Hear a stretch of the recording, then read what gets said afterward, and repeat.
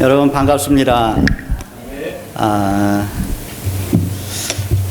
12년 만에 제가 이 교회에 다시 방문한 것 같아요. 12년 전에 마지막 방문했던 때가 김정근 목사님 은퇴하실 때 그때 방문했고, 그동안에 왜 그렇게 바빴는지 한 번도 사실은 와보지 못하고 성교감리사 일을 하면서도 그래도 한 번은 와봤어야 되는데 좀 멀고 해서 못 왔다가 이번 기회에 이렇게 오게 됐습니다. 초대해 주신 여러분께 감사를 드리고, 사실 제가 볼 때 여러분들에게 뭐 새로운 말씀이 필요하신 것 같지는 않아요. 우리 배영 목사님이 저보다 키도 크시고 저보다 노래도 잘하시고 그리고 말씀하시는 거 들으면 설교도 잘하실 것 같아요. 그래서 여러분 뭐 부족한 게 없으실 것 같아요. 그럼에도 불구하고 왜 하나님께서 이 부흥 집회를 열게 하셨는가, 또 하나님의 또 다른 뜻이 계실 것이고, 또 배 목사님하고는 좀 다른 스타일의 설교, 그리고 또 제가 경험했던 하나님, 이 하나님을 함께 나누면서 여러분에게 도전이 되는 시간이 되기를 바랍니다. 이번에 부흥의 제목을 끝이 보이지 않는 길을 걸어가야 할 때라고 정했습니다. 이 제목으로 제가 설교를 했었는데, 그때는 우리 교인 중에 그런 분이 계셨어요. 진짜 남편이 이 암으로 고생을 하고 계셨는데 솔직히 제가 봐도 가능성은 없어요. 근데 이 부인이, 여자분이 정말 헌신적으로 남편을 돌보고 계셨어요. 내가 저분을 어떻게 좀 위로해 줄까 하는 이제 그러한 마음에 그 설교를 사실은 했던 것입니다. 그런데 그 설교를 준비하고 하면서 그분뿐만이 아니라 다른 많은 분들이 은혜를 많이 받으셨어요. 그냥 그 제목의 은혜를 많이 받으셨어요. 왜냐하면 모두가 다 힘든 인생을 살고 있기 때문이죠. 자식 문제, 이게 참 풀어질래야 풀어질 것 같지 않는 그러한 긴 시간들, 질병으로 싸우는 분들, 사실 뭐 연세 드신 분들은 누구나 약 안 먹고 사시는 분이 얼마나 계시겠어요. 요즘은 뭐 젊은 사람들도 뭐 20대도 뭐 영양제 먹고 막 그러잖아요. 우리 여러분 정도의 나이 되시면 평상시 먹는 약도 한 10개는 넘지 않을까요?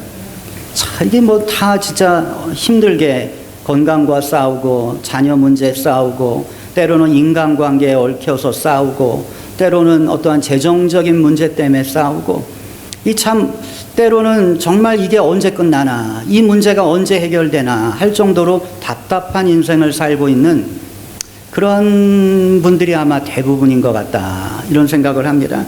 그래서 주제를 그렇게 정했습니다. 제목을 그렇게 정한 거죠. 그러나 제가 6번의 설교를 하면서 공통된 6개 설교를 연결하는 하나의 키워드가 있어요. 그건 뭔지 여러분이 한번 찾아보세요. 6번의 설교의 주제는 이거였구나. 제목은 끝이 보이지 않는 길을 걸어가야 할 때지만 키워드는 이거였구나. 여러분이 한번 찾아보시게 되기를 바랍니다. 여러분 6번의 이 말씀을 들으면서 여러분에게 부탁드리고 싶은 것은 내가 이 부흥회의 주인공이다 하는 믿음을 좀 가지셨으면 좋겠다 하는 생각이 듭니다. 하나님께서 저를 여기에 보내시고 부흥 집회를 여시게 하시는 데는 이유가 있잖아요. 이유는 사람이에요. 여러분들 중에 누군가가 은혜 받기를 원하시는 거죠. 여러분들 중에 누군가가 변화되기를 원하시는 겁니다. 그게 누굴까? 하나님 전가요? 하나님 저 때문에 이 집회를 여셨나요? 여러분이 한번 그렇게 물어보시면서 여러분이 이 부흥회의 주인공이 되시기를 바랍니다. 나는 이 교회에서 그렇게 중책을 맡은 사람도 아니고 나는 뭐 열심히 오는 사람도 아닌데 그런 생각하지 마시고 혹시 나일지도 모른다. 하나님 부르신 게 나일지도 모른다 하는 그러한 마음을 가지고 여러분이 예배에 참석하신다면 정말 역사의 주인공 또 은혜의 주인공이 되시리라 그렇게 믿습니다. 오늘 우리 찬양팀이 찬양을 잘 인도해 주셨어요. 제가 찬양 인도하시는 우리 목사님을 보면서 재주 많으면 피곤하구나 이런 생각을 했습니다. 우리 목사님 노래를 왜 이렇게 잘하는지, 네, 그 찬양하시면서 화음을 넣으시는데 화음이 더 멋있는 거예요. 네, 그러니까 너무 잘하니까 이렇게 앞에서 이렇게 또 찬양 인도하시지. 저같이 못하면 교인들이 목사님 이제 딴 분 시키시죠. 그러실 텐데 목사님 너무 잘하시니까, 네, 목사님이 하셔야 또 은혜도 되고. 찬양팀 수고해 주셔서 대단히 감사하고, 그리고 우리 성가대원들 5명밖에 안 되시지만 30명이 되는 것처럼 힘차게, 그리고 오늘 제 설교의 제목과 맞추어서 참 이 노래를 골라주시고 누구의 정성이신지 모르지만 감사를 드립니다. 하나님께서 여러분의 그 귀한 사랑과 정성을 하나님 기억하시리라 믿습니다. 그리고 제가 이렇게 보면서 이제 이 교회는 성가대가 지금 5명이지만 10명, 15명, 20명, 30명, 30명으로 늘어나겠다는 생각을 했어요. 제가 우리 교회에 처음 갔을 때 비슷한 느낌이었어요. 지금은 저희 교회 성가대가 30명이거든요. 근데 저는 성가대가 많으면 좋아요. 그래서 계속 성가대를 받았어요. 받다 보니까 우리 교인이 목사님 성가대를 도대체 몇 명까지 받으실 생각이십니까? 그렇게 받다가는 성가대원이 앉아있는 사람들보다 더 많아질 때도 오겠네요 그러시더라고요. 근데 저는 그게 좋아요. 그렇게 되면 진짜 좋겠어요. 그래서 성가대가 쓰는 자리가 부족해가지고 이 앞으로 나와서 찬양을 할 수 있다면, 그리고 앉아있는 사람이 불과 10명이고 서 있는 사람이 한 60명 된다고 해도 저는 그게 정말 좋을 것 같아요.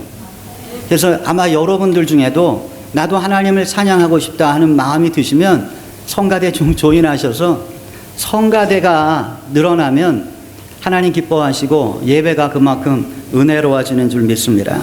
자, 어쨌든 성가대원들 고맙습니다. 좋은 찬양 불러줘서 고맙습니다. 오늘 제가 2개의 성경 구절을 선택했습니다.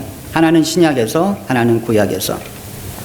이 2개의 성경 구절을 통해서 제가 여러분과 함께 제가 받은 은혜를 함께 나누도록 하겠습니다. 예수님께서 갈릴리 바닷가에 나타나셨어요. 부활하신 이후에. 제자들이 밤새도록 고기를 잡았지만 한 마리도 못 잡았습니다. 그때 예수님께서 나타나신 거죠. 피곤에 지쳐있는 그 제자들에게, 그리고 그들을 위해 아침 식탁을 준비하시고 제자들을 불러 오셨어요.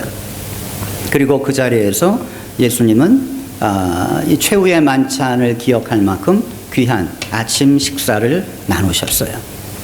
우리 뒤에 계신 집사님 한번 사진을 한번 좀 보여주세요. 네, 한 장 한 번 더 눌러주시고, 한 번만 더 눌러주세요. 오케이. 자, 여러분 여기 보시면 저기 교회가 보이시죠? 저 교회가 예수님께서 제자들에게 그 식탁을 마련해 놓으신 그 장소에 세워진 교회예요. 예, 저기 보시면 그 바위 위에 그냥 교회를 세웠어요. 왜 저렇게 세웠을까요? 저건 2세기, 3세기부터 저 자리에서 사람들은 예배를 드렸어요. 저 자리가 맞아요. 예수님께서 이 반석 위에 내가 교회를 세우리라 하셨기 때문에 그냥 그 옛날서부터 저기다가 세웠어요. 저 교회는 천주교가 지금도 지키고 있는 교회예요. 그리고 그 앞에는 다 저렇게 이만한 돌들이죠. 제일 앞에 있는 사람이 누굴까요? 네, 저예요. 네, 우리 같이 갔던 분이 저를 찍어주셨는데 제가 지금 뭔가 좀 생각하고 있었어요. 한 장을 더 넘겨주세요. 자, 제가 뭘 생각했냐 하면 제가 이런 장면의 그림을 저희 교회에 붙여놨어요. 예수님께서 걸어가시는데 갈릴리를 걸어가시는데 그 바닥이 모래가 아니라 자갈이었어요. 근데 저는 처음에 이 그림을 보면서 너무 은혜가 됐어요. 예수님 얼마나 고독하시고 힘드시고 외로우실까. 그러니까 이 그림을 그린 사람은 그걸 상징적으로 표현하기 위해 갈릴리 호숫가를 자갈로 채웠구나. 저는 그렇게 생각했어요. 그런데 여기를 가보니까 그 갈릴리 호수에서 유일하게 이 장소만이 자갈밭이더라고요. 그래서 제가 그때 이 화가는 여기를 와봤구나. 여기를 직접 와보고 이 그림을 그린 거구나. 그런 생각을 했는데 저를 누가 또 뒤에서 찍어주셔가지고 저희 교회에 붙어있는 그림하고 거의 흡사한 그러한 장면이 한 장만 더 넘겨주세요. 이거는 그 교회당 인사이드의 모습인데 지금 캐톨릭에서 예배를 드리는 장면을 저희가 들어가서 제가 찍었어요. 저 바위가 예수님께서 오병이어가 아니지. 예수님께서 그 식사를 준비하시고 이리 오너라 해서 거기서 같이 밥을 먹었던 그 바위예요. 어떤 분들은 이 바위가 진짜 맞느냐? 뭐 이렇게 질문하신 분들도 계실 거예요. 이걸 누가 믿느냐? 그런데 여러분 막상 가보시면 그렇게 밥 먹을 바위는 저거 하나밖에 없어요. 예. 그리고 이게 뭐 한 18세기, 15세기에 교회를 세운 게 아니라 진짜 3세기부터 사람들이 여기 모여서 예배를 드린 거예요. 그러니까 그 자리가 맞는 거예요. 저기 보시면 돌 앞에 십자가 표시가 있고 라틴어로 써 있죠. 멘사 크리스티 이렇게 써 있습니다. 이 멘사 크리스티라고 하는 말은 그리스도의 식탁이란 말이죠. 식탁. 그래서 저기서 예수님께서 이러한 식탁을 베풀어 주신 거예요. 자, 제가 왜 이 그림을 이 사진을 보여드렸냐면 우리 배 목사님이 여러분들 모시고 성지 여행을 한번 가실 계획을 저한테 얘기하시더라고요. 그래서 여러분 성지 여행 진짜 좋습니다. 제가 우리 교인들 데리고 2번을 갔다 왔는데 성지 여행 갔다 온 다음에 우리 갔다 오신 분들 중에서 몇 분을 뽑아가지고 이제 보고를 하게 하지요.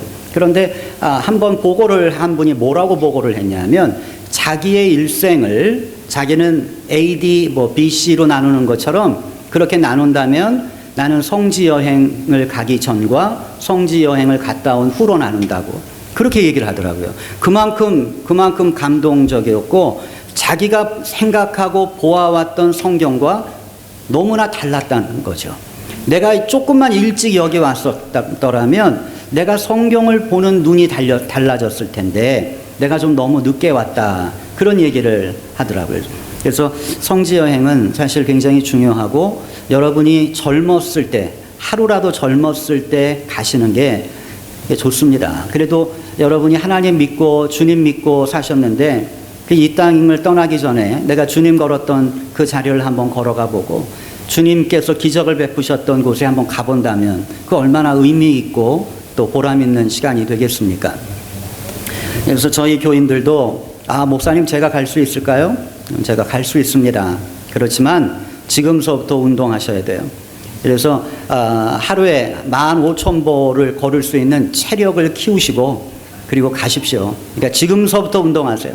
나이가 얼마가 됐건 운동하시고 열심히 걸으셔가지고 여러분 나이가 70이 넘었다고 해서 못 가시는 거 아니에요. 70이 넘으신 분도 바디빌딩 하면서 여자분이 운동해가지고 바디빌딩 대회에 나가서 2등 하신 분 신문에서 보셨죠? 얼마 전에 신문에 났더라고요.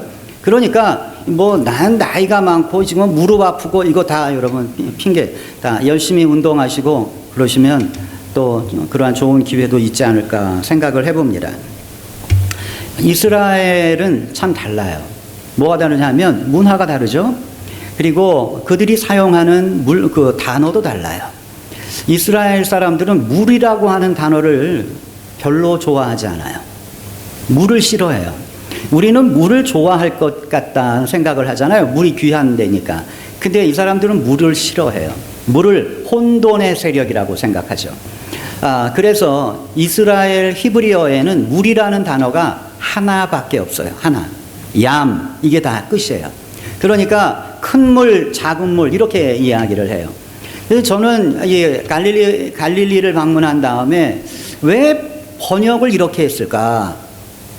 아니 이게 왜 바다야? 디베랴 바다. 우린 그렇게 얘기하죠. 이건 진짜 너무 작아요. 너무 조그만, 너무 작은 이 호수기 때문에 이 끝에서 끝이 다 보이는 이러한 호수인데 이걸 왜 바다라고 했지? 왜 이걸 디베랴 바다라고 번역을 했을까? 제가 공부를 해보니까 이스라엘 사람들에게는 호수와 바다에 대한 단어의 차이가 없어요. 그냥 큰 물, 작은 물이라고 그랬잖아요. 그러니까 물이 좀 크니까 그냥 큰 물이라고 한 거예요. 그러니까 이 큰 물이라고 하는 단어를 보고 이것을 번역하는 사람이 이게 안 가본 사람이죠. 안 가본 사람이 번역을 할 때 바다라고 번역을 한 거예요. 큰 물이니까. 막상 가보면 그렇지 않아요. 그 대신에 물이라는 단어 하나밖에 없지만 광야를 지칭하는 단어는 무려 7가지나 돼요. 그러니까 이스라엘 사람들이 얼마나 광야를 사랑하는가 하는 것을 우리가 깨닫게 되죠. 이 단어가 많을수록 그 문화가 나타나는 것입니다. 여러분, 포도주 좋아하십니까? 포도주? 네. 포도주, 나이 드신 분들은 자기 저녁 때 한 잔씩 이렇게 드시면 혈압에도 좋고 심장에도 좋다고 그러시잖아요. 그런데 이 포도주의 맛을 표현하는 단어가 표현력이 몇 가지인지 좀 아십니까? 1000가지랍니다. 1000가지. 네. 이 포도주의 맛을 표현하는 그 방법이 이 단어가 1000가지. 맛이 뭐 쌉싸름하다, 뭐하다. 아무튼 1000가지의 표현이 나온대요. 그러니까 이 인류의 역사 속에 포도주가 얼마나 많은 사랑을 받아봤는지 하는 걸 우리가 깨닫게 되는 거죠. 이 사랑이라고 하는 단어, 우리는 그냥 사랑이잖아요. 그죠? 그런데 이건 우리 한국의 어떠한 그 문화가 사랑을 좀 금기시한 거예요. 사랑을 너무 표현해도 안 되고 사랑을 너무 드러내도 안 되고. 요즘은 뭐 완전히 바뀌어가지고 이런 건 없지만 옛날엔 그랬잖아요. 옛날에 부부가 뭐 너무 이렇게 알콩달콩 살면 어른들한테 야단 맞았잖아요. 그러지 말라고. 이게 사랑도 이거 대놓고 못했던 사실은 한국의 문화이기 때문에 사랑이라고 하는 단어가 우리는 하나밖에 없어요. 그런데 여러분 그리스의 헬라어는 사랑이라고 하는 단어가 몇 가지나 될까요? 많아요. 네, 4가지 혹은 5가지. 네, 뭐 그렇게 사랑을 표현하는 단어가 많다. 제가 왜 이야기를 하냐 하면 예수님과 베드로의 대화가 사랑을 지금 묻잖아요. 그런데 그 단어가 문제가 있는 거다 하는 것입니다. 자, 예수님은 무슨 단어를 쓰셨나요? 네, 그 사랑이라는 단어가 헬라어로 뭘까요? 네? 아니, 제가 이렇게 여러분 시험 보는 게 아니고, 네, 여러분의 수준을 알면 제가 그거 안 하고 넘어가잖아요. 그러니까 그래서 물어보는 거예요. 잘 모르겠다 그러면 그냥 모르시겠다 그러면 제가 설명하면 되니까. 예수님은 무슨 단어를 쓰셨을까요? 네? 아가페. 배 목사님한테 배우셨어요? 자, 우리 한번 눌러주세요, 집사님. 뒤에 계신 집사님. 예수님의 질문과 베드로의 대답. 우리 성경에는 내가 나를 사랑하느냐? 예, 주님. 제가 주님 사랑하는 줄 주님이 아십니다. 그렇게 대답했잖아요. 똑같은 대답인 것 같아요. 그런데 헬라어에 보면, 그러니까 원어 성경에 보면 좀 다르다는 거죠. 눌러주세요. 자, 예수님은 아가페로 물으신 거예요. 아가파오로 물으셨어요. 그런데 이 베드로는 뭐라고 대답했냐면 필레오. 필레오로 대답했다 하는 것입니다. 그러니까 이게 그거예요. 여러분, 예수님께서는 내가 너를 사랑한 것처럼 나를 사랑해 주겠니? 물으셨는데 베드로는 주님, 그건 어렵습니다. 주님이 아시잖아요. 제가 어떤 사람인지 주님이 아시잖아요. 저는 그렇게 못합니다죠. 네. 그러니까 주님께서 내가 나를 사랑하느냐 물으셨지만 베드로는 주님 같이는 못합니다. 그렇게 대답한 거죠. 그 예수님 두 번째 물으셨어요. 또 한 번 눌러주세요. 예수님 어떻게 물으셨나? 또 물으신 거예요. 아가페? 근데 아가페로 물으셨는데 베드로는 역시 필레오. 필레오는 인간과 인간의 어떠한 우정 같은 사랑이잖아요. 근데 아가페라면 이거는 하나님이 주시는 사랑 같은 절대적인 사랑, 에딕티드 된 사랑. 이게 아가페거든요. 그러니까 이 당시에 사람들이 아가페를 어떻게 썼는가? 하나님 믿는 사람들은 하나님 사랑으로, 하나님 믿지 않는 사람들은 아가페를 에딕션이라고 표현했어요. 그러니까 뭐 갬블에 빠져가지고 정신없는 사람 에딕티드 됐잖아요. 못 끊어요. 그런 사랑. 이 사람을 좋아하는데 누구도 이걸 끊을 수가 없는 거야. 그런 사랑이죠. 베드로가 자신이 없어가지고 두 번째도 필레오로 대답을 했던 거죠. 또 한 번 눌러주세요. 세 번째, 예수님이 바꾸셨어요. 그래? 정말 너는 나를 아가페 할 수 없니? 그래. 그러면 너 죽는 순간까지 나를 필레오 할 수 있겠니? 그렇게 물으셨을 때 성경은 베드로가 어떻게 대답했다고요? 근심하면서. 이제는 그것조차 두려운 거예요. 내가 진짜 할 수 있을까? 내가 진짜 예수님 사랑할 수 있을까? 그 두려움 때문에 베드로는 근심하면서 대답을 하는 거죠. 제가 필레오 하겠다고. 자, 여러분, 우리가 이것을 보면서 생각해야 될 게 뭐냐 하면 성경의 메시지예요. 여러분, 성경은 단순하게 심플한 메시지를 우리에게 주지 않아요. 여러분이 기본적으로 성경의 메시지를 세 가지로 우리가 나누어서 생각을 하셔야 됩니다. 첫 번째 성경의 메시지는 유니버셜 메시지예요. 이건 뭐냐 하면 성경에서는 이웃을 사랑해라, 쉬지 말고 기도해라, 이와 같은 시대와 장소를 초월해서 누구에게나 적용이 되는 유니버셜한 보편적인 메시지를 성경은 주고 있어요. 우린 그거 봤죠. 우린 그거 공부한다 하는 것입니다. 그것만 있는 게 아니에요. 성경은 성령의 메시지가 담겨져 있어요. 그러니까 여러분, 오늘 설교를 들으시는 분들 중에 제가 강조하는 그 초점에 은혜 받는 분도 계시지만 엉뚱한데 은혜 받는 분이 계셔요. 나도 70이 넘었는데 운동 열심히 해가지고 내년에 성지여행 가야지, 여기서 은혜 받아가지고 내 인생 바꿀 거야, 뭐 이렇게 나오시는 분도 계시다는. 왜 그런가? 성령께서 각 사람의 다른 메시지를 주시는 거예요. 제가 이렇게 이야기하지만 제가 주는 메시지 이외에 성령은 그걸 통해서 여러분의 마음으로 움직이셔요. 성경을 읽어보면 다 똑같은 데서 은혜 받는 게 아니에요. 여러분, 주일날 목사님 설교를 들으면서 다 똑같이 은혜 받으시나요? 아니에요.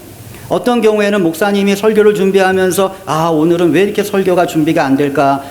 참 우리 교인들한테 미안한데, 그런 마음을 가지고 설교를 했는데 의외로 교인들은 목사님 오늘 설교 은혜 받았어요, 그런 경우가 있다는 것입니다. 성령의 메시지가 있는 거예요. 그래서 우리가 성경을 볼 때에도 그거 놓치면 안 돼요. 그건 다 달라요. 누구에게나 성령은 그 사람에게 맞는 메시지를 주세요. 자, 성경 속에 세 번째 중요한 메시지가 있는데 그건 뭐냐면 에디터스 메시지예요. 편집자의 메시지가 있다. 이건 많은 평신도들이 잘 놓치는 부분이에요. 그러나 성경을 공부하는 사람들은 이거 생각해야 돼요. 이게 뭐냐 하면 여러분, 하나님께서 성경을 기록하실 때 성령의 감동으로 기록하셨다, 그렇게 되어 있잖아요. 성령의 감동으로만 기록하셨을까? 그 퀘션이죠. 그렇다면 하나님 왜 바울을 부르셨어? 그냥 베드로 통해서 하시면 되지. 왜 바울을 부르셔서 이런 기록을 남겼을까? 이유가 있는 거잖아요. 여러분, 성령의 감동으로만 쓰여진 거 아니에요. 성령의 감동과 함께 사도 바울이라고 하는 그 인물의 감정과 그의 지식과 그의 인사이트와 그의 경험이 함께 어우러져서 갈라디아서가 나왔고 고린도서가 나왔고 그런 거지. 바울이라고 하는 인물을 완전히 빼버리면 우리는 성경을 제대로 이해할 수 없다는 거예요. 여러분, 하나님께서는 바울이 필요해서 부르신 거예요. 바울의 글이 필요해서 부른 거죠. 갈라디아서, 로마서 바울밖에는 못 써요. 베드로가 그거 써요? 못 쓴다는 거죠. 그러니까 하나님 바울을 부르신 거잖아요. 그러니까 우리가 성경을 제대로 알기 위해서는 바울을 알아야죠. 바울은 어떤 마음을 가졌을까? 바울의 생각은 뭔가? 바울이 갖고 있는 그 지혜는 뭔가? 그걸 알아야지 갈라디아서를 제대로 알고 로마서를 제대로 알지 않겠어요? 자, 우리가 바울의 서신, 베드로의 서신은 그 눈으로 보는데 이 복음서는 자꾸 그걸 놓쳐요. 포인트를 놓쳐요. 요한복음, 요한이 쓴 거예요. 요한이 썼는데 요한의 이 복음서가 나온 건 예수님 돌아가시고 그야말로 60년, 70년, 80년 뒤에요. 너무나 많은 것들이 변했다는 거죠. 그러니까 우리가 봤던 저 갈릴리 바닷가에서 예수님께서 제자들에게 식탁을 제공해 주시고 그리고 그 중에 한 명 베드로에게 물으셨어요. 내가 나를 사랑하느냐? 그때 주님께서 진짜 아가페로 물으셨을까? 아니에요. 왜? 예수님과 제자들은 헬라어 안 썼으니까. 그때는 뭘 썼어요? 아람어잖아요. 아람어. 그러니까 아하바예요. 아하바. 사랑이라는 단어 하나밖에 없어요. 아하바. 예수님은 아하바로 물으셨고 베드로도 아하바로 대답했어요. 그런데 그거를 요한은 바꾼 거예요.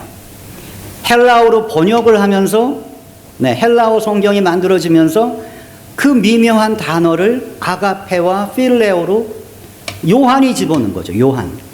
그러니까 이 부분은 요한의 메시지예요. 하나님은 그 메시지도 쓰시는 거예요. 이거 아니야가 아니라 이 메시지가 주는 그 감동이 있고 교훈이 있는 거죠. 이 요한은 그 미묘한 예수님과 베드로의 감정을 느끼는 거예요. 그리고 그 느끼는 그 감정을 적절한 단어로 요한은 집어넣은 거죠. 네. 단어는 아하바를 썼겠지만 예수님과 베드로의 감정은 아가페와 필레오였을 거예요. 예수님은 나를 이렇게 사랑해 주겠니? 아가페로 표현한 거죠. 그러나 베드로는 주님 아시잖아요. 저 아시잖아요. 제가 어떻게 그렇게 하겠어요? 네, 이것이 두 사람의 감정의 어떠한 컨플릭이었다. 그 당시 그걸 요한은 정말 미묘하게 그걸 찾아내고 적절한 단어로서 이것을 사실은 설명해 주고 있는 거죠. 자, 그런데 이 장면에서 여러분 중요한 건 뭐냐면 사실은 사랑이라고 하는 단어보다 더 중요한 게 있어요. 그건 뭐냐 하면 주님의 눈길이에요. 주님의 눈길이 왜 중요할까? 제가 그 자리에 가서 그 바위를 보면서 한번 상상을 했어요. 그 제자들 앉아서 고기를 먹고 있는 그 제자들 그리고 베드로 한번 상상을 해봤어요. 예수님 어떻게 말씀하셨을까? 그때 제 머릿속에 팍 들어온 것은 예수님의 눈길이었어요. 예수님 뭘 보고 계셨을까? 예수님 뭘 보고 이야기하셨을까? 만일 그 베드로와 제자들을 바라보시면서 이 사람들보다 나를 더 사랑하느냐? 그런데 헬라어에 보면 거기도 이 사람들보다가 아니에요. 뭐라고 되어 있냐면 more than these. 그러니까 these예요. 이 사람들이 아니라 이것들이라는 거죠. 그러니까 진짜 사람을 봤다는 말은 없어요. 근데 제가 이것도 한국어로 번역하는 분이 실수한 것 같아. 왜 여기서 이 사람들보다라고 했을까? 이것들보단데. 근데 이분도 아무 생각이 없이 그냥 거기 있는 사람들을 가르치면서 이 사람들보다라고 했겠지라고 한 자기 생각이지 진짜 그 상황을 생각해 보면 아닐 수도 있는 거잖아요. 그 사람들을 바라봤다면 more than this do you love me 했다면 이 사람들보다 나를 사랑하느냐죠. 그런데 예수님이 물고기를 보고 계셨다면, 음식을 보고 계셨다면 그 이야기가 달라지잖아요. 이것들보다, 네가 매일같이 먹는 것보다, 네가 이것 때문에 지금까지 밤새도록 고기 잡고 수고했는데 얻은 거 하나도 없는 이것 때문에 네 인생을 네가 이렇게 살아왔는데 이것보다 날 더 사랑해 주겠니? 그라고 물으시는 거잖아요. 그러니까 예수님의 눈길이 어디에 있느냐에 따라서 내용이 달라진다는 거죠. 만일 예수님께서 하늘을 바라보시고 호수를 바라보시면서 이것들보다 나를 더 사랑하겠느냐 하면 하나님이 창조하신 이 모든 것, 우리의 모든 인생, 이것보다 내가 주님을 사랑할 수 있을까? 예수님의 눈길에 따라서 모든 게 달라진다 하는 것입니다. 여러분, 주님 사랑하십니까? 네. 여러분의 자녀보다 사랑하십니까?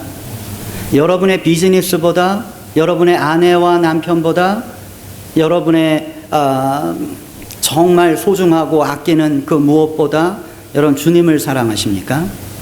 만일 그렇다면 여러분 주님을 위해 얼마나 기도하십니까? 우리 어른들은 자녀를 위해 기도하죠. 네, 손주를 위해 기도합니다. 자녀를 위해 기도하지 않고 손주를 위해 기도하지 않는다면 그건 둘 중에 하나예요. 내가 자녀 사랑하지 않든지 아니면 하나님 안 믿든지. 그렇죠. 아니 어떻게 하나님 믿는 사람인데 기도 안 할 수 있어요? 어떻게 내 자식, 내 손주가 귀하고 소중한 거 아는데 어떻게 그들을 위해 기도하지 않을 수 있어요? 근데 내가 진짜 난 자녀 사랑해. 그러면서도 기도하지 않으면 자녀 안 사랑하는 거예요. 아니면 내가 하나님을 진짜 안 믿고 있는 건지. 나도 속고 있는 거죠. 내가 믿고 있다고. 근데 안 믿고 있는 거예요. 그 하나님 진짜 믿고 하나님이 심판하신다는 거 믿고 하나님이 상 주시는 이심을 믿는다면 어떻게 내 자녀를 위해, 내 손주들을 위해 어떻게 기도하지 않을 수가 있어요? 그건 말이 안 되는 이야기죠. 여러분, 우리가 주님을 사랑한다고 하면서 사실 진짜 내가 주님 사랑하나 생각해 봐야 돼요. 내가 주님 사랑한다면 내 주님을 위해 기도해야 되는데 나는 언제나 나를 위해 기도했지, 내 자식 위해 기도했지, 내 가정 위해 기도했지, 내가 주님을 위해 기도해 본 적이 과연 얼마나 되나. 내가 새벽 기도 나와서 기도한다고 하지만 정말 주님을 위해 내가 기도한 적이 몇 번이나 있나. 맨날 나와서 내 자녀 이거 문제 해결해 달라고, 내 건강의 문제 해결해 달라고 그 기도했지 언제 주님의 영광을 위해 기도했는가. 여러분, 베드로가 주님 앞에 사랑한다고 자신 있게 말 못한 이유는 우리도 마찬가지다 하는 것입니다. 우리도 정말 주님 만나가지고 주님이 우리에게 너나 사랑하냐 물어보시면 솔직히 우리도 베드로처럼 근심하면서 주님 아시잖아요. 제가 어떤 사람인지 주님 아시잖아요. 그렇게밖에 말할 수 없지 않는가 하는 것입니다. 자, 또 한 가지 놀라운 사실은 뭐냐 하면 예수님이 이렇게 물으셨는데 베드로는 끝까지 예수님 마음에 드는 대답을 못했어요. 그렇죠? 좀 마지막 순간에는 예, 한번 해보겠습니다. 예수님 도와주세요. 그럼 좋았을 건데 마지막 순간까지 베드로의 대답은 필레오로 끝났고 예수님은 마지막 순간에 본인이 바뀌셨어요. 필레오로. 재미나는 사실은 뭐냐면 베드로의 대답이 예수님 마음에 안 들어도 예수님의 말씀은 똑같았다 하는 것입니다. 한번 눌러주세요. 한 번 더 눌러주세요. 제가 지나갔네. 예수님의 명령은 뭐였냐면 내 양을 먹이라. 이 말씀은 3번 다 똑같은 거예요. 그러니까 이게 뭘 말하는 건가? 이것이 의미하는 건 뭔가? 베드로의 대답과 관계가 없다는 거예요. 베드로가 사랑을 고백했기 때문에 내 양을 먹여라 그렇게 말씀하신 게 아니라는 거죠. 베드로가 못한다고 해도 내 양을 먹여라. 그렇게 말씀하신 거예요, 사실은. 그러니까 여러분, 이 사역이라고 하는 것이 그겁니다. 사역은 내가 결정하는 게 아니에요. 내가 하고 싶다고 결정하는 게 아니에요. 그냥 시키면 하는 거예요. 내가 싫어도 그냥 아멘으로 할 수밖에 없는 것이 그게 사역이다 하는 것입니다. 근데 많은 경우에 목사님 저는 그거 못해요. 우리는 사역을 내가 선택하려고 해요. 저는 이거 잘하니까 제가 이거 할게요. 여러분, 사역은 선택이 아닙니다. 사역은 명령이에요. 잘하건 못하건 그거 예수님 앞에서 내가 이거 못한다고 하는 핑계가 될 수 없다 하는 것입니다. 내 양을 먹여라. 예수님 그 명령을 주신 거예요. 결국은 여러분, 우리 모두에게 예수님 주시는 명령은 똑같은 거예요. 내 양을 먹여라.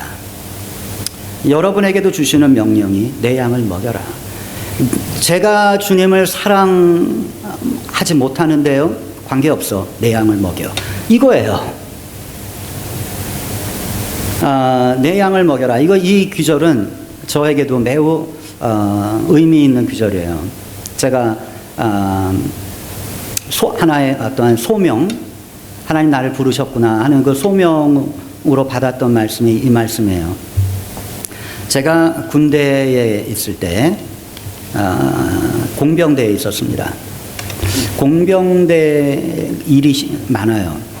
공병대 요즘 뭐 콘크리트 치면은 다 레미콘 와가지고 붙지만 제가 군대 생활할 때는 다 삽으로 일일이 이 콘크리트를 비볐잖아요. 그러니까 집 한 채 지려면요, 아침부터 밤까지 정말 허리가 부러질 만큼 콘크리트를 비벼야 돼요. 얼마나 힘든지 말도 못합니다. 근데 군대는 어때요? 무조건 해야 되잖아요. 아프다고 못할 수가 없어요. 그래서 제가 무릎이 결국은 망가졌어요. 무릎이 망가져가지고 굉장히 고생을 하는데, 제가 있던 부대가 여단 부대였는데 그 여단 안에 교회가 하나 있었어요. 군인교회죠. 그 부대 안에 있는 교회님. 군목이 있었고 군정병이 있었고. 근데 어느 날 광고가, 이제 나팔 소리와 함께 광고가 나오는 거예요. 오늘 교회에서 부흥회 하니까 장병들 오라고. 전 깜짝 놀랐어요. 군대에서 무슨 부흥회를 해? 여러분, 군대에서 무슨 부흥회가 있어요? 부흥회, 그 말도 안 되잖아요.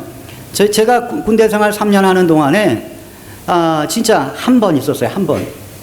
이건 군대에서는 부흥회를 할 수가 없어요. 어떻게 민간인 목사를 불러다가 부흥회를 해요? 말도 안 되는 이야기지. 근데 그때는 부흥회가 있었던 거예요. 제가 그 당시에 너무 몸도 아프고 그러니까 참석하겠다고 우리 소대장한테 이야기를 하고 거기 부흥회를 갔어요. 부흥회가 다 끝난 다음에 그때 오셨던 분이 어느 기도원의 원장님이래요. 근데 저는 지금 뭐 이름도 기억이 안 나죠. 근데 이분이 설교 마지막에 나에게 안수 기도 받고 싶은 분들은 오십시오. 예배 후에 사무실로 오십시오. 그렇게 이야기를 하더라고요. 그래서 제가 너무 무릎이 아파가지고 제가 찾아갔어요.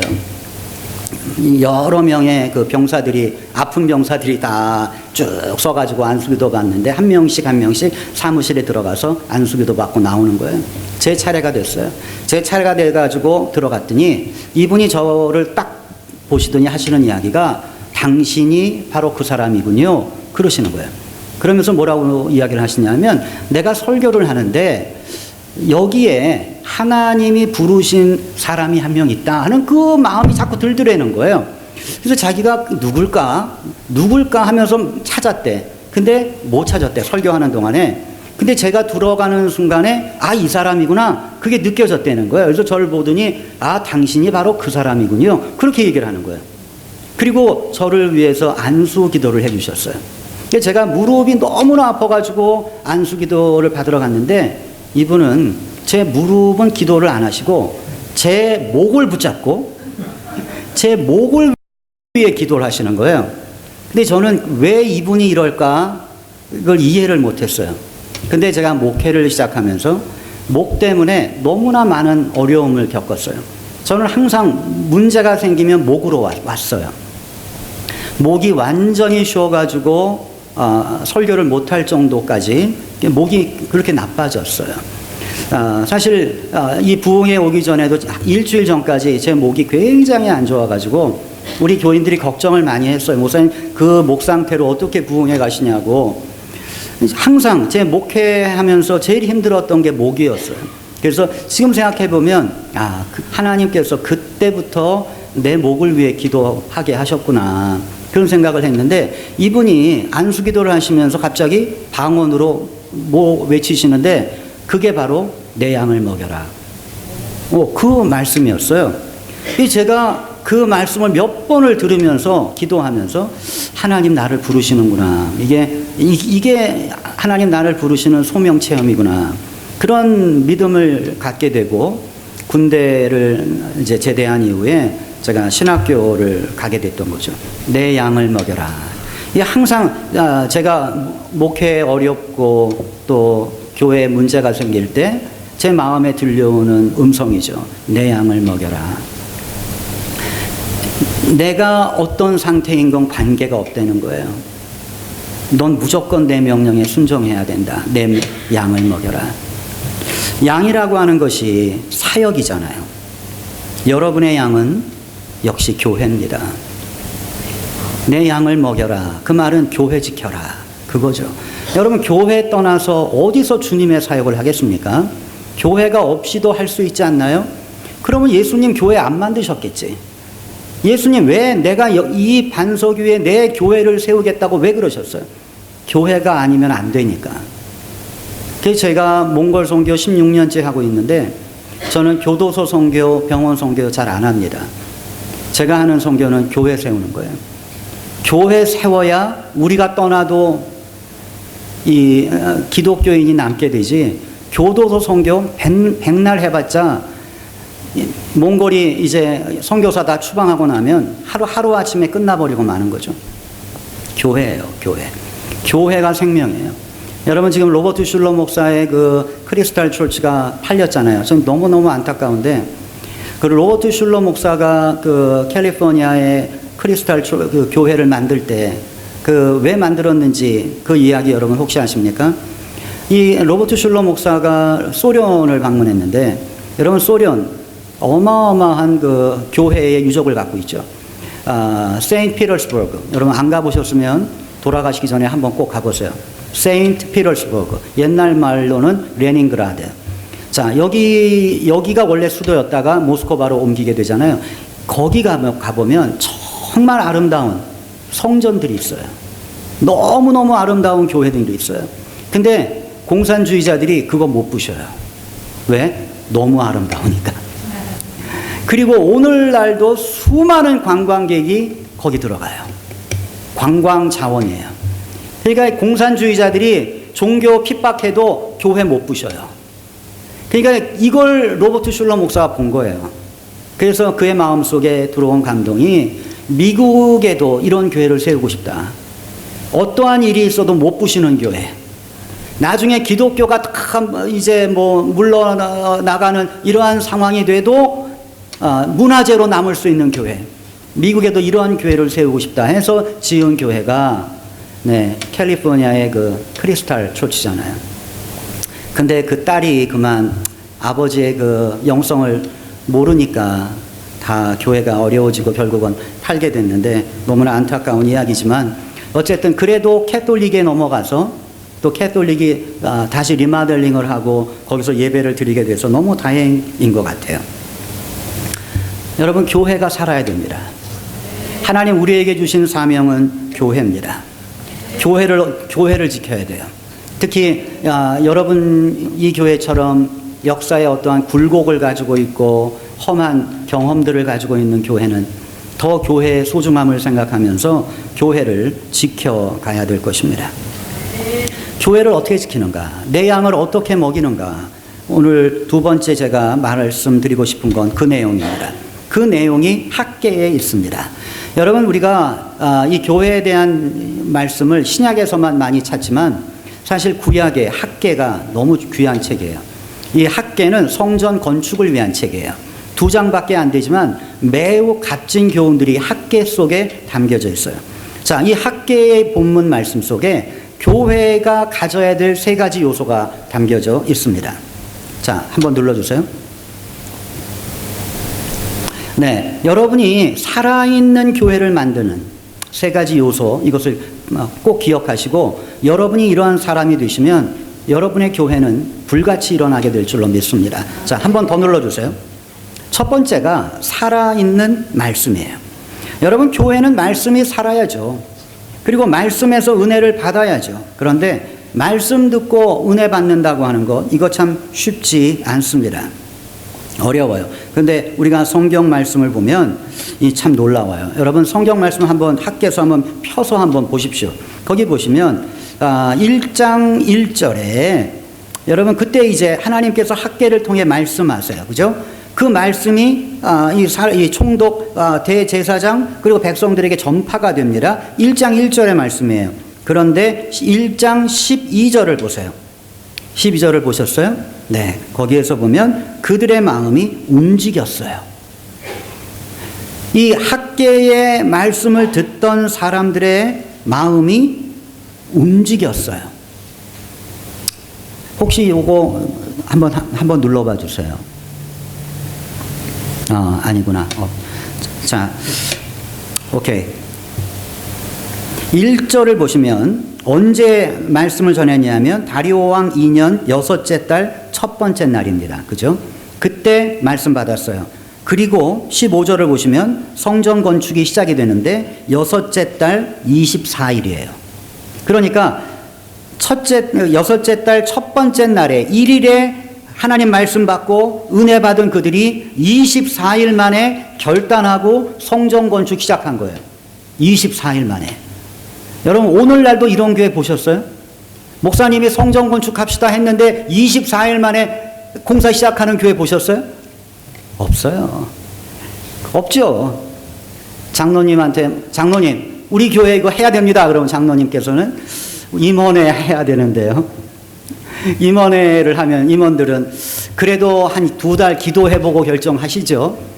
2달 기도하면 또 은혜 다 떨어지고 내년쯤에 다시 한번 얘기해 보시죠. 이게 정상 아닌가요? 아니, 어떻게 학계가 하나님 말씀을 전했는데 24일 만에 모든 백성들이 회개하고 성전 건축 시작할 수 있어요? 이게 기적이죠. 이게 하나님의 역사다 하는 것입니다. 하나님의 말씀을 하나님의 말씀으로 받은 것입니다. 여러분, 이게 쉬운 게 아닙니다. 하나님의 말씀이 살아있는 교회 만드는 것. 그거는 목사님의 책임이 아닌가요? 목사님이 은혜롭게 말씀을 전하시면 그렇게 되는 거 아닌가요? 아닙니다, 여러분. 여러분, 시험에 든 사람은 은혜로운 말씀을 들으면 회개하지 않고 더 시험에 듭니다. 그래서 제가 우리 후배 목사들한테 교회가 어려운 후배 목사들한테 해주는 말 중에 하나가 부흥회 하지 말라고. 그러니까 교회가 어려우니까 부흥회 해가지고 은혜 받고 좀 화합하고 교회가 좀 새로워지기를 원하니까 부흥회 하는데 제가 충고하는 거는 부흥회 하면 교회 깨진다고. 왜 깨지는지 이해가 안 되죠. 그건 저는 봤기 때문에 그런 거예요. 여러분, 시험에 든 사람은요, 은혜로우면 은혜로울수록 더 시험에 들어요. 생각해 보세요. 예수님 말씀 듣고 바리새인들은 더 시험에 들었잖아요. 예수님 말씀 듣고 예수님보다 은혜로운 사람 어디 있어요? 그런데 예수님 말씀 듣고 바리새인들은 더 시험에 들어서 예수님 죽였어요. 시험에 든 사람은 은혜로운 말씀 들으면 더 시험에 드는 거예요. 그럼 누가 은혜로운 말씀을 듣나? 은혜가 있는 사람이 말씀을 들을 때 성령이 불같이 일어난다 하는 것입니다. 여러분의 마음속에 은혜가 있을 때 부흥회를 하는 거예요. 네. 은혜가 없으면 부흥회 하면 안 돼요. 그 위험한 거예요. 깨져요. 저 강사 목사님한테 우리 목사님이 내 얘기 했구나. 이렇게 생각하면서 이 부흥회 끝난 다음에 교회 떠나는 분들 많다는 거죠. 안 된다는 거죠. 한번 눌러주세요. 자, 여기 보십시오. 호세아서 14장 9절의 말씀인데 여호와의 도는 정직하니 의인은 그 길로 다니거니와 악인은 그 길에 걸려 넘어지리라. 그 길이 뭐예요? 말씀의 길. 의인은 말씀의 길로 가는 거예요. 은혜로우니까. 그 은혜가 있으니까 더 은혜가 사모되는 거예요. 그런데 악인은 그 길에 걸려 넘어져요. 말씀에 걸려 넘어져요. 악인이니까. 네, 여러분, 우리가 이걸 생각하면서 말씀이 살아있는 교회를 만드는 건 목사님이 아니에요. 여러분이에요.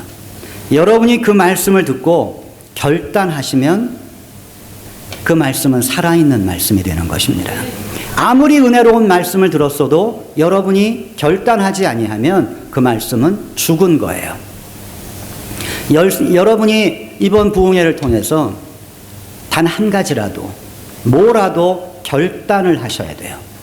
그러면 말씀이 살아있는 부흥회가 되는 것이고 여러분의 인생의 기억에 남는 귀한 부흥회가 되는 것입니다. 이 부흥회가 여러분의 인생의 최고의 부흥회가 될 수 있어요. 누가 만드는가? 여러분이 만드시면 돼요. 여러분이 결단하시면 그렇게 되는 거예요. 아무것도 결단하지 않으면 부흥회 때 받은 은혜 일주일 못 넘깁니다. 다 잊어버립니다. 여러분, 우리가 내가 하나님의 말씀을 살아있게도 할 수 있고 하나님의 말씀을 죽게도 할 수 있다 하는 사실을 여러분이 기억하셔야 될 것입니다. 하나님 말씀이 살아있어야 돼요. 그리고 그 말씀이 우리의 마음을 움직여야 되고 우리는 그 말씀을 따라가야 된다 하는 것입니다. 그런데 시험에 든 사람들은 말씀 안 따라가요. 그러면 못 따라가죠? 사람 따라가요. 사람 따라갑니다. 그래서 시험에 든 교회는 결코 한 명이 안 나가요. 그 사람이 꼭 누구 데리고 나가요. 그 사람 따라다녀요. 왜? 시험에 들었기 때문에. 여러분, 우리는 말씀 따라가야지 결코 사람 따라다니면 안 된다 하는 것입니다.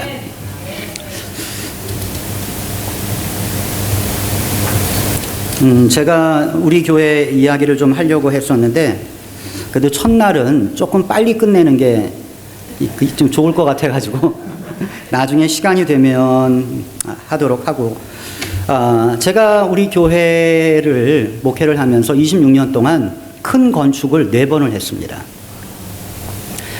다른 교회 같으면 한 번도 하기 어려울 텐데 저희는 4번을 했어요. 이 4번을 하면서 우리가 돈이 많아서 한 거 아니에요. 첫 번째 우리가 교회 건축을 할 때는 가지고 있던 돈은 그야말로 5,000불. 이거는 교회가 도둑 맞아가지고 보험료 나온 거 5,000불. 그거 가지고 우리가 시작을 했어요. 땅 5에이커 디파짓하고 오너스 파이낸싱으로 땅 사고 이제 출발을 했죠.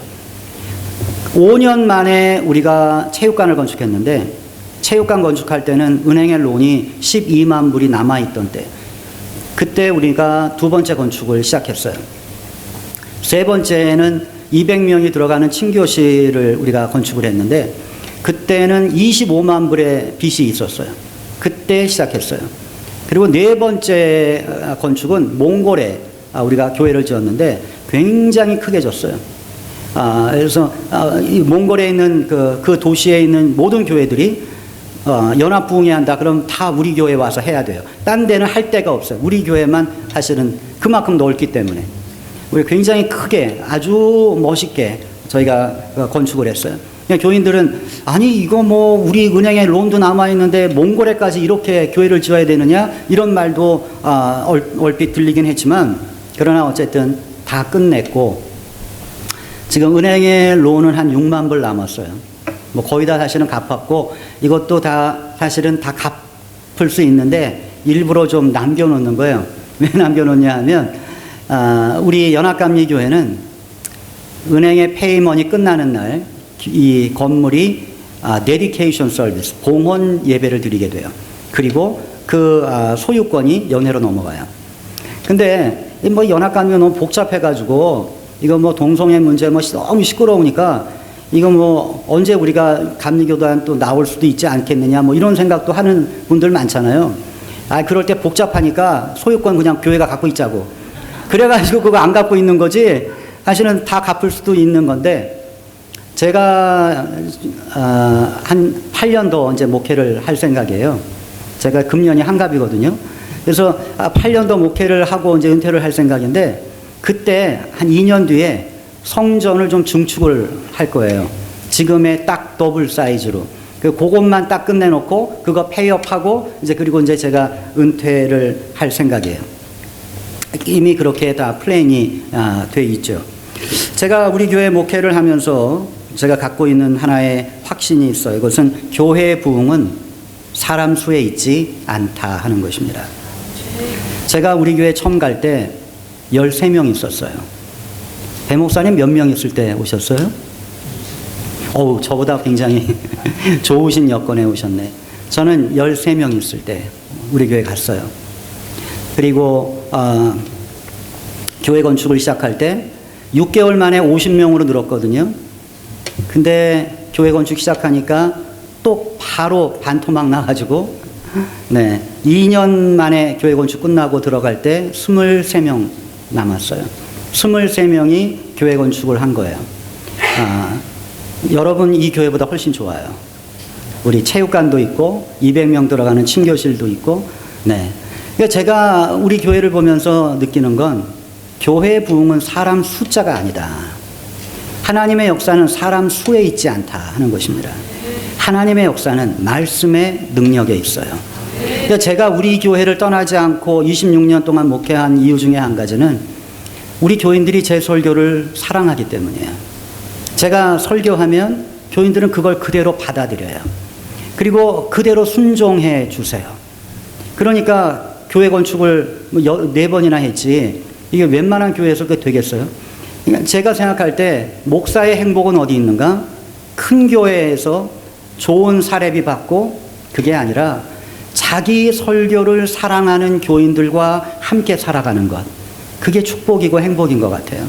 그래서 저는 제 설교를 우리 교인들이 너무 사랑하시기 때문에 제가 우리 교회에서 목회하고 우리 교회를 지키는 것이 저에게는 행복이고 축복이라고 그렇게 생각을 합니다. 제가 교회 건축을 그렇게 하고 나니까 우리 교단에서도 좀 유명해져 가지고 청빙하는 교회들이 많았는데 제가 한 번도 마음이 움직이질 않았어요. 그 이유는 우리 교인들과의 그 관계가 너무 좋았기 때문에 그렇게 됐던 거죠.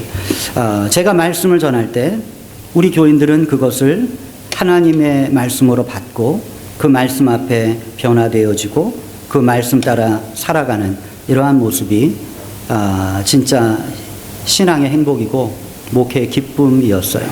여러분, 우리 배 목사님의 설교를 평가하시면 안 됩니다. 배 목사님의 설교는 하나님의 말씀으로 생각하시고 여러분이 그 말씀을 듣고 바꾸셔야 돼요. 여러분을. 그러면 그 말씀은 살아있는 말씀이 되는데 여러분이 그 말씀을 듣고 한 귀로 흘려버리면 그 말씀은 죽은 말씀이 되죠. 말씀이 죽은 교회는 역사가 없어요. 오늘 이 학계를 보세요. 학계의 이 말에 다 변화되어졌어요. 24일 만에 다 헌신했다 는 것입니다. 얼마나 놀라운 일이에요. 그런데 학계의 말씀이 얼마나 대단한 말씀이었는가? 대단하긴 뭐가 대단해요. 성전 건축하라는 거지. 여러분, 웨슬리가 올더스게이트에서 변화되어지고 감리교를 창설했지만 웨슬리가 경험한 그 은혜가 뭐가 대단합니까? 여러분 다 경험하신 거잖아요. 사람은 믿음으로 산다. 다 경험하신 거잖아요. 그거 우리 모르는 감리교인은 어디 있어요? 그런데 우리는 안 변했는데 웨슬리는 변했어요. 그 차이가 뭐예요? 웨슬리는 결단했고 우린 결단 안 했으니까. 우린 그거 듣고도 그냥 넘어갔지 이게 얼마나 중요한지 생각 안 했으니까. 여러분, 말씀 듣고 결단할 때 능력이 나타나지 결단 안 하면 아무 소용없는 것입니다. 그러니까 살아있는 말씀을 만드는 건 여러분이다. 여러분 자신이다 하는 것입니다. 하나님의 말씀, 여러분이 살아있는 말씀으로 만드시기 바랍니다. 두 번째 요소 한번 눌러주세요. 두 번째 요소는 이것도 한번 잠깐 볼까요? 삶의 행복은 환경의 문제가 아니라 말씀의 능력의 문제다. 지금 여러분의 환경, 여러분의 어떤 삶의 문제가 질병, 자녀, 돈 여러 가지 어렵잖아요. 그게 문제가 아니라는 거죠. 그게 진짜 중요한 게 아니라 여러분이 말씀의 능력이 없기 때문에 그것 때문에 고민하는 거다 하는 거예요. 말씀의 능력이 있으면 말씀의 능력으로 그거 이긴다는 거예요. 그 말 이야기죠. 넘겨주세요. 자, 두 번째 요소가 땀이다. 여러분, 교회에는 땀이 있어야 돼요. 여러분, 교인들이 교회를 위해 땀 흘려야 되죠. 여성교회가 주일날 밥하잖아요. 여러분도 하시죠? 점심 하시죠? 근데 솔직히 여성교회 힘드시잖아요. 그쵸? 힘들어요. 왜? 일하는 사람도 사실은 그 사람이 그 사람이고 모두가 다 똑같이 일 분배해서 일하는 거 아니고 열심히 일하는 사람 몇 명이서 다 꾸려가시는 게 일반적인 모습이잖아요. 그러니까 힘들어요. 그러나 여러분, 교회엔 땀이 있어야 교회가 되는 거예요. 여러분, 가정에서도 엄마가 아무 일 안 해보세요. 그러면 가정이 되겠어요? 안 됩니다. 남편이라도 해야지. 저희 집은 지금 아이들은 이미 다 나갔고 저하고 제 아내하고 둘이 사는데, 아침에 새벽기도 갔다 오면 제가 제 아내 커피 타줘요. 저희는 아침만 커피를 마시는데, 제가 얼마 전에 진짜 큰 마음 먹고 에스프레소 머신을 샀어요. 사가지고 아침에 맛있는 커피를 인터넷 뒤져가지고, 작년도 미국에서 1등한 커피 제가 인터넷으로 오더해가지고 맛있는 커피를 아내에게 타주고, 또 저희는 아침에 요구르트와 블루베리를 같이 먹는데 그걸로 끝나는데, 제가 그것도 제 아내에게 해주고, 그거 끝나면 설거지하고, 또 빨래는 벌써 결혼한 다음부터 제가 빨래하고, 대림질도 처음부터 제가 합니다. 왜? 제 아내가 바지를 내리면 꼭 줄이 2개가 나와요. 그래서 저는 그래서 제가 다려요. 이 남자들 군대 갔다 오신 분들은 군복 데렸던 그 경험 때문에 우리는 칼같이 데리잖아요. 아니 왜 그걸 2개를 잡는지 모르겠어요. 그 2개를 잡아가지고 제가 데립니다. 저녁은 각자 먹어요. 그 제 아내가 하는 건 뭔가, 제가 집에 있을 때 점심 한 끼. 그거 한 번 하면서도 얼마나 큰 소리 치는지 몰라요. 자기 같은 아내 없다고. 그렇죠. 그런 아내 없죠. 어떻게 하루에 밥 한 번 하는 아내가 어디 있어요. 자, 그러나 중요한 건 뭐냐 하면, 누군가는 해야 된다는 것입니다. 누군가는. 그래야 가정은 행복해요. 아내가 못하면 남편이라도 하고, 자식이 못하는 거 엄마가 하고, 그거지. 그래서 가정은 가정이 되는 거지. 아무도 안 하려고 해요. 딱 나눠가지고 이건 당신 일, 이건 내 일. 이건 가정이 아니지. 이건 비즈니스지. 여러분, 교회가 비즈니스가 아니에요. 교회라고 해서 아니 왜 저 사람은 봉사 안 하고 왜 우리만 하느냐, 그렇게 생각하시면 안 돼요. 우리만 하는 것도 축복이에요. 왜? 하나님 나에게 그만한 은혜 주셨으니까, 또 더 큰 은혜 주실 거니까. 그러니까 이건 왜 나만 이거 하지? 왜 나만 청소하지? 나만 청소하는 거 축복이라고 생각하시고 기쁨으로 여기셔야 돼요. 교회는 땀이 있어야 돼요. 누군가의 땀이 있어야 돼요.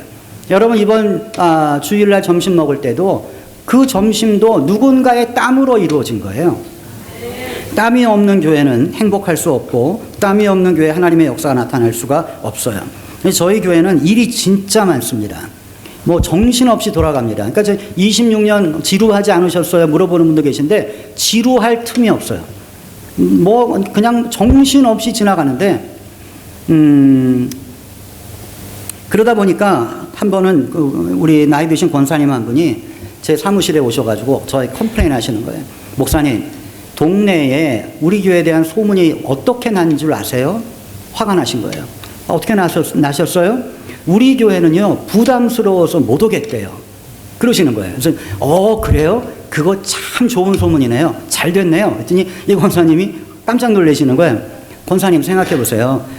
이 교회 생활 편하게 하는 분들은 장로교 가라 그러세요. 그 교회는 점심에 도넛하고 커피 맛이 끝나거든요. 그 교회 가라 그러세요. 우리 교회는 진짜 신앙생활 하고 싶은 분들 오시면 돼요. 이거 좋은 소문이에요. 그랬더니 권사님이 그래요?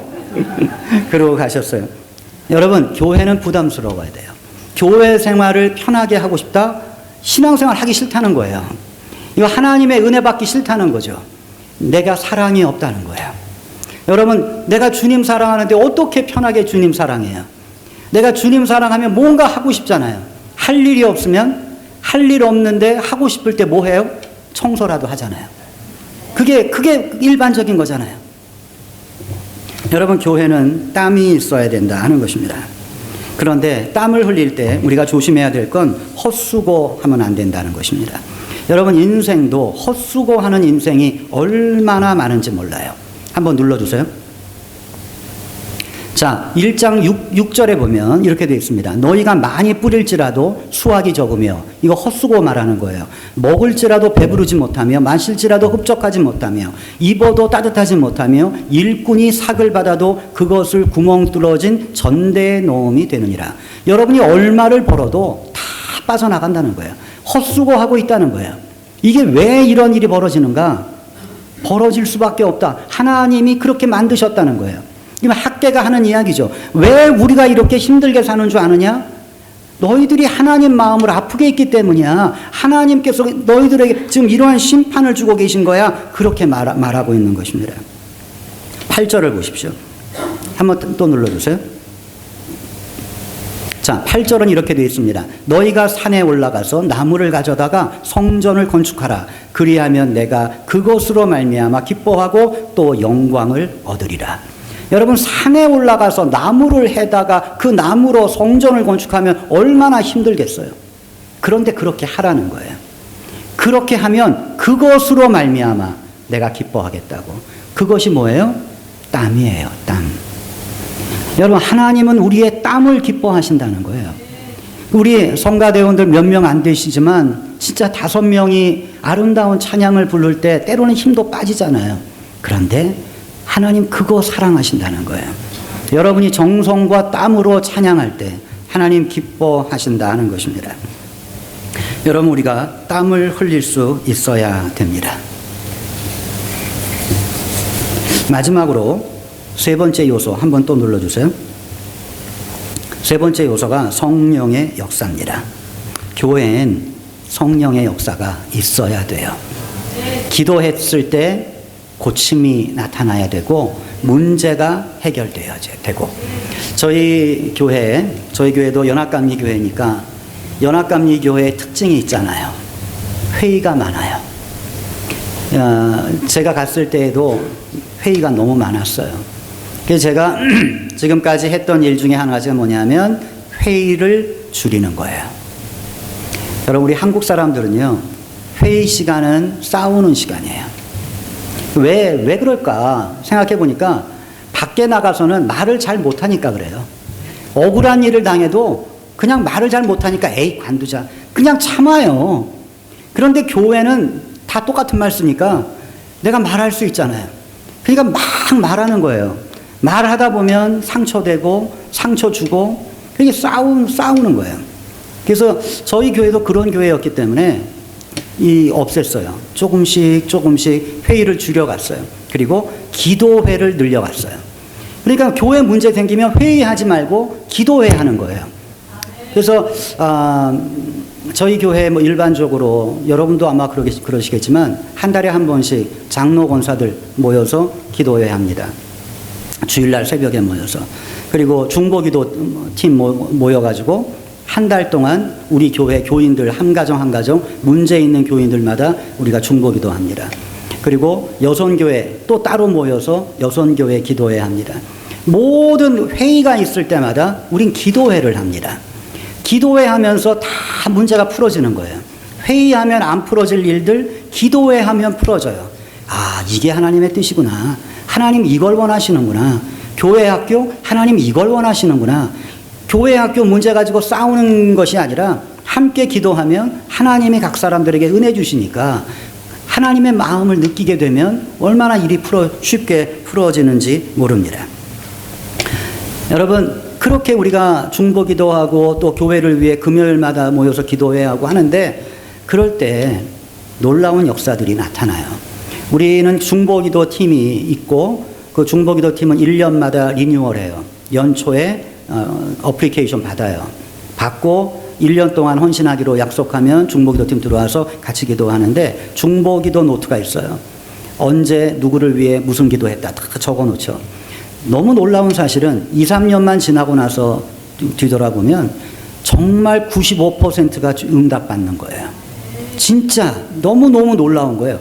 야, 이런 게 응답이 됐구나. 우리는 기도 요청 받을 때, 야, 이런 문제 이거 하나님도 해결 못 하실 텐데 이런 마음으로 기도할 때도 있지만 시간이 지나고 나서 보면 된 거예요. 이런 문제가 너무 많은 거예요.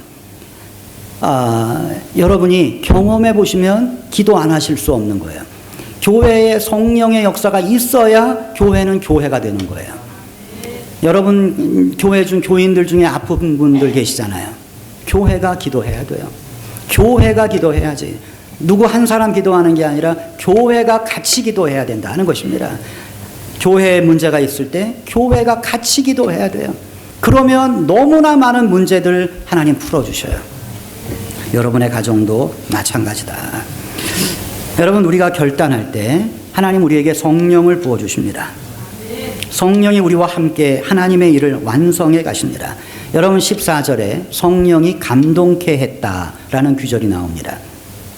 영어 성경으로 보면 한번 눌러주세요. 영어 성경에 보면 뭐라고 되어 있냐면 The Lord stirred up the Spirit 그렇게 되어 있어요. 이게 무슨 말이냐 하면 우리가 병에다가 음료수를 따라가지고 아무튼 뭘 넣고 이렇게 짓잖아요. 그죠? 이거예요. stirred up 이거예요. 그러니까 여러분 성령이 있는 분에게 stirred up 성령이 막 강하게 휘몰아치면서 역사하는 거예요. 이게 stirred up 이라고 하는 그런 표현이죠. 그러니까 여러분 부흥회는 뭐냐? 부흥회는 시험 받은 사람 돌아오게 하는 게 부흥회가 아니라 성령을 갖고 있는 사람들을 휘저어서 성령 충만하게 만드는 역사가 그게 부흥회예요. 여러분의 마음속에 이러한 역사가 일어나게 되기를 바랍니다. 여러분의 교회가 이러한 역사가 일어날 수 있게 되기를 바랍니다. 이 성령의 역사가 약해지면 어떤 일이 일어나는가 한번 또 눌러주세요. 2절에 보시면 이 백성이 말하기를 여호와의 전을 건축할 시기가 이르지 아니하였다. 지금 우리가 할 일이 많아. 지금은 성전 건축할 때가 아니야. 백성들이 그렇게 말했다 하는 것입니다. 여러분 중요한 건 뭐냐면 성령의 역사가 없고 하나님 말씀이 움직이지 않으면 사람들의 소리가 나타난다 하는 것입니다. 여러분 교회도 그런 거죠. 우리 교회 이렇게 가야 됩니다. 사람의 소리가 나타나기 시작하면 교회는 성령의 역사가 점점 줄어드는 거예요. 사람의 소리는 줄어들어야죠. 사람의 소리는 사라지고 성령의 역사가 나타나야지 교회는 교회다워진다 하는 것입니다. 저희 교회의 특징, 저희 교회가 어떻게 4번에 걸친 그러한 큰 공사를 하고 수많은 그러한 프로그램들을 운영하면서도 교회가 은혜 충만한가? 저는 자신 있게 대답하는 것은 저희 교회는 40일 전교인 새벽 기도가 있어요. 제가 우리 교회 올라간 날, 그때부터 시작했던 새벽 기도인데 이 새벽 기도를 전 너무나 사랑하고 우리 교인들도 너무 사랑해요. 처음에 이 새벽 기도를 시작할 때 제가 처음 우리 교회를 올라가니까 13명이 모였던 교회가 주일날 한 번 예배를 드렸어요. 주일날 한 번 예배 드려서 성령의 역사 기대할 수 없어요. 은혜 받은 거 다 잃어버리고 나니까. 그래서 제가 올라가자마자 시작했던 게 수요 예배 만들고 금요일날 모여서 금요 기도회 시작하고 새벽 기도를 시작했는데 13명 중에 그리고 이미 다 사람들이 상처받고 다 떠나고 13명 남은 사람들. 기도할 힘도 없는 사람들이에요. 그런데 젊은 목사가 가가지고 기도한다고 하니까 1명 나오셨어요. 1명. 여자 집사님, 저보다 10살 많은 여자 집사님 한 분이 직장을 가다가 새벽에 기도하고 직장을 가셨어요. 그분 한 분하고 제가 2년 동안 새벽 기도를 했어요.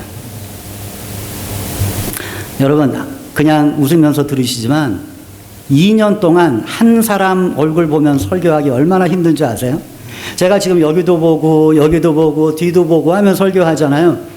한 명 앉혀 있으니까 딴 데 볼 수가 없는 거예요. 그분밖에는 볼 수가 없는 거고 그분은 또 얼마나 민망하겠어요. 그분은 얼마나 민망하겠어요. 아니 젊은 목사 얼굴만 쳐다보면서 이 설교를 들어야 되니 얼마나 민망하겠어요. 근데 저는 그렇게 결심했어요. 이게 내 훈련이다.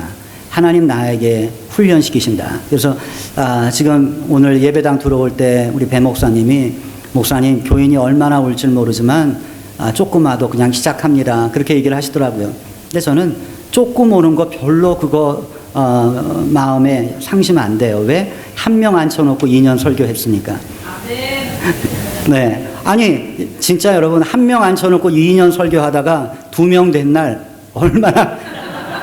얼마나 기뻤는지 몰라요.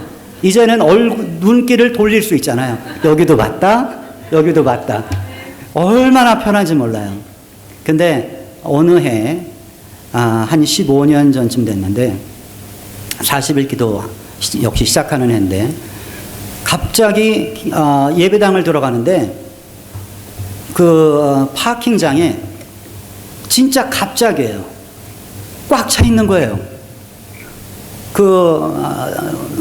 우리 교인들 차가 이렇게 많았나 할 정도로 예배당 들어간 너무 꽉 차 있는 거예요. 너무 깜짝 놀랐어요.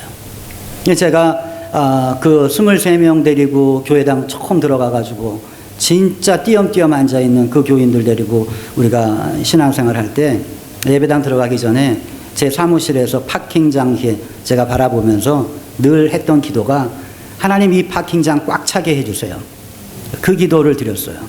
근데 그 새벽에 파킹장이 찬 거예요. 주일날도 아니고 새벽 기도에. 너무 깜짝 놀랐어요. 그 해부터가 저희 교회가 부흥하던 해예요. 그 해부터 일어나기 시작했어요. 네, 그래서 제가 교회 건축하고 페이먼이 한 달에 1,600불씩 은행에 페이먼을 해야 돼요. 그것도 정말 줄여갖고 나온 금액, 지금은 뭐 상상할 수 없는 금액이지만, 근데 저희 교회가 헌금이 한 주에 400불 나왔어요. 아니, 한 주에 400불. 그러니까 한 달에 4, 4, 16, 1,600불. 그러니까 제가 받을 수 있는 생활비가 없는 거예요. 근데 그러던 교회인데 이 새벽 기도에 불이 붙기 시작하면서 교회가 부흥하기 시작하고, 지금까지 한 번도 페이먼 밀리지 않고, 지금은 5,000불씩 매달 이 페이먼이 나가는데 한 번도 이 페이먼 때문에 고민해 본 적이 없어요. 하나님이 놀랍게 역사하시는데 기도의 능력이에요. 네. 여러분 기도하실 때 성령의 역사가 나타납니다. 우리 하나님 살아계시기 때문에 기도하는 자에게 반드시 하나님 응답하십니다. 그거 믿고 기도한다 하는 것입니다. 하나님의 놀라운 역사, 여러분 인생은 고민한다고 염려한다고 되는 거 아닙니다. 교회 일은 고민한다고 되지 않아요. 회의한다고 교회 일 되는 거 아닙니다. 교회 일은 은혜로 됩니다. 여러분 생각해 보세요. 우리가 만일 죽는다면 병 때문에 죽는 건가요? 사고로 죽나요? 아니죠. 우리는 우리의 사명을 다 했기 때문에 죽는 거예요. 우리 그거 믿어야 돼요. 그러니까 여러분 질병에 걸려도 두려워할 이유가 없어요. 하나님 나 데려가시면 내가 할 일 끝냈기 때문에 데려가시는 거야. 이렇게 생각하시면 기쁜 거예요. 하나님 나라 가서 더 잘 살면 더 좋잖아요. 여러분 우리는 돈으로 사는 거 아니고 건강으로 사는 거 아닙니다. 교회는 헌금으로 운영되는 거 아닙니다. 우리는 은혜로 살고 교회는 은혜로 유지되는 것입니다. 하나님께서 여러분에게 물으십니다. 내가 나를 사랑하느냐? 우리가 만일 주님 앞에 네 주님, 제가 주님 사랑합니다, 이렇게 말할 수 있다면 너무 좋겠지만 우린 우리를 아니까, 내가 그 정도 사람은 아니라는 거 아니까, 주님 아시잖아요. 제가 어떤 사람인지 아시잖아요. 그러나 여기서 끝나지 마시고, 그런데 주님 도와주세요. 제가 정말 주님 할 수 있게, 주님 원하시는 수준으로 사랑할 수 있게 저에게 힘을 주세요. 이렇게 기도하면 하나님 들어주세요. 정말 하나님 그러한 힘을 주실 것입니다. 하나님 놀랍게 역사하실 것입니다. 우리에게 내 양을 먹여라. 하나님 우리에게 사명을 주십니다. 여러분의 양이 바로 교회입니다. 교회를 사랑하십시오. 학기에서 4장에 보면 한 장 더 넘겨주세요. 한 장 더. 네, 4절에 이 성전이 황폐하였거늘 너희가 이때에 판벽한 집에 거주하는 것이 옳으냐. 너무 가슴이 찔려요. 저도 참 좋은 사택에서 살거든요. 판벽한 집을 지었다는 거예요. 이 당시에 다른 사람들은 땅 파고 살았어요. 제가 나사렛에 마리아가 살던 집에 가봤는데 동굴이에요. 땅 파고 살았어요. 땅 파고 살았는데 이때 사람들은 이 성전은 황폐했는데 집을 졌어요. 완벽한 집에 거하는 것이 옳으며 다 자기 집 짓기에 바빴지 자기 살기에 바빴지 하나님 생각 안 했다 하는 것입니다. 여러분, 이러한 사람들에게 성령의 역사가 나타난 것입니다. 여러분, 하나님의 전을 사랑하시고 하나님의 전을 지켜가시고 언젠가 여러분 모두가 하나님 앞에 서실 거잖아요. 너 내 양 먹였느냐? 내 양 지켰느냐? 주님 분명히 물으실 텐데, 주님 저 최선 다했습니다. 저 끝까지 믿음 지켰습니다. 여러분, 그렇게 주님 앞에 자신 있게 대답하실 수 있는 여러분 되시기를 예수님 이름으로 축원합니다.